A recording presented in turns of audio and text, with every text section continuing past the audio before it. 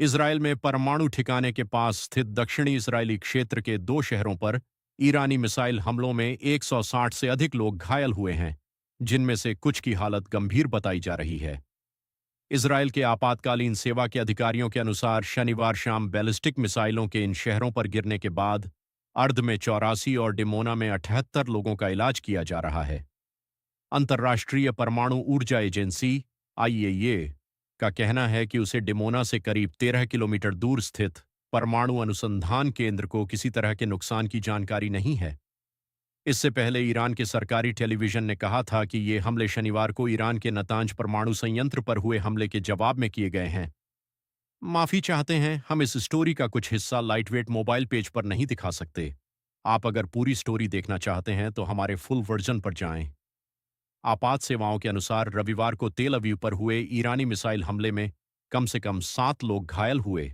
Israeli प्रधानमंत्री Binyamin Netanyahu ने रविवार को अर्ध में घटनास्थल का दौरा किया और कहा, अगर आपको इसका सबूत चाहिए कि ईरान पूरी दुनिया को खतरे में डाल सकता है, तो पिछले 48 घंटे में उसने ये दे दिया है। पिछले 48 घंटे में ईरान ने नागरिक क्षेत्रों पर हमला किया है। इसराइल न तो परमाणु हथियार रखने की पुष्टि करता है और न ही इसका खंडन करता है। हालांकि Stockholm International Peace Research Institute SIPRI के अनुसार उसके पास लगभग 90 परमाणु वॉरहेड हैं, जिससे वह मध्य पूर्व का एकमात्र परमाणु शक्ति संपन्न देश बन जाता है। इसराइली वायुसेना का कहना है कि 28 फरवरी को ईरान पर अमेरिका इजराइल के हमले के बाद से ईरान अब तक इजराइल पर 400 मिसाइलें दाग चुका है।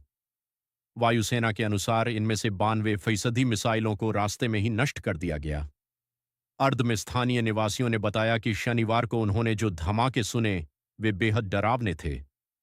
मिसाइल हमले में कई इमारतों को गंभीर नुकसान पहुंचा और जमीन में एक गहरा गड्ढा बन गया।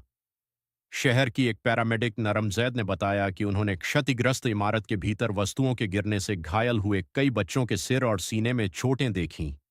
उन्होंने कहा, एक 10 साल की बच्ची के सिर में टूटे हुए कांच से चोट लगी थी और खून उसके चेहरे पर आ रहा था। मैं उसे ढांढस बंधाने की कोशिश कर रही थी। वह एम्बुलेंस में जाने से इनकार कर रही थी क्योंकि उसके माता पिता अब भी इमारत के अंदर थे। हम तब तक रुके रहे जब तक उसके माता पिता को नष्ट हो चुके अपार्टमेंट ब्लॉक से बाहर नहीं निकाल लिया गया और फिर हमने उन तीनों को अस्पताल भेजा। हमले के प्रभाव से 2 रिहायशी अपार्टमेंट इमारतों की बाहरी दीवारें बुरी तरह क्षतिग्रस्त हो गईं। नेगेव रेगिस्तान के इस कट्टर रूढ़िवादी शहर में काले कपड़े पहने लोगों की भीड़ नुकसान को देखते हुए खड़ी दिख रही थी। पास के शहर डिमोना में भी इसी तरह का मिसाइल हमला हुआ। घायलों में एक 10 साल का लड़का भी शामिल था। चिकित्सकों ने उसकी हालत को गंभीर बताया है। इजरायली अग्निशमन सेवा ने कहा, डिमोना और अर्द दोनों जगहों पर इंटरसेप्टर मिसाइलें दागी गईं, लेकिन वे उन्हें रोकने में नाकाम रहीं।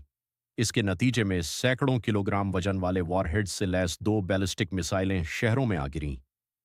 इजराइल के भीतर इस तरह का नुकसान पहुंचाने की ईरान की क्षमता युद्ध की मानवीय कीमत की याद दिलाती है। इस बात की जांच तत्काल शुरू कर दी गई है कि ये मिसाइलें इजराइल की हवाई रक्षा प्रणाली को भेदने में सफल कैसे हुईं।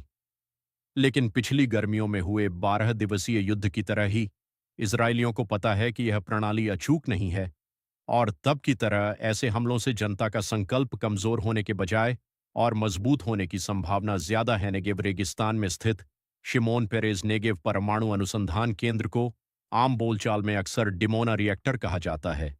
लंबे समय से यह माना जाता रहा है कि यहीं इजराइल का घोषित परमाणु हथियार भंडार मौजूद है। आधिकारिक तौर पर कहा जाता है कि यह केंद्र केवल अनुसंधान कार्यों पर केंद्रित है, लेकिन करीब 6 दशकों से यह एक खुला रहस्य रहा है कि इजराइल ने यहीं परमाणु बम विकसित किया। भले ही हर अगली सरकार ने इस मुद्दे पर जानबूझकर अस्पष्टता बनाए रखी हो, इसका मतलब यह है कि इजराइल मध्य पूर्व की एकमात्र परमाणु शक्ति है। इसलिए इस तरह के किसी भी संकेत को कि उसे निशाना बनाया जा रहा है, इजराइल बेहद गंभीरता से लेता है। इजराइल और अमेरिका दोनों ने ईरान की परमाणु हथियार विकसित करने की क्षमता की किसी भी संभावना को खत्म करना इस युद्ध का प्रमुख लक्ष्य बताया है। ईरान की परमाणु ऊर्जा संस्था ने नतांज पर हुए हमले को परमाणु अप्रसार संधि एनपीटी का उल्लंघन बताया। हालांकि उसने यह भी कहा कि रेडियोधर्मी पदार्थ के रिसाव की कोई रिपोर्ट नहीं है और आसपास के इलाकों के निवासियों के लिए कोई खतरा नहीं है। नतांज को युद्ध के शुरुआती दिनों में भी निशाना बनाया गया था। यह युद्ध 28 फरवरी को शुरू हुआ था और उस दौरान अमेरिका इजराइल के हमले हुए थे। इसके अलावा पिछले साल जून में हुए 12 दिवसीय युद्ध के दौरान भी नतांज पर हमले किए गए थे। शनिवार को जब नतांज को लेकर सवाल किया गया तो इजरायली रक्षा बलों IDF ने इजरायली और अंतर्राष्ट्रीय मीडिया से कहा कि उन्हें उस क्षेत्र में किसी हमले की जानकारी नहीं है।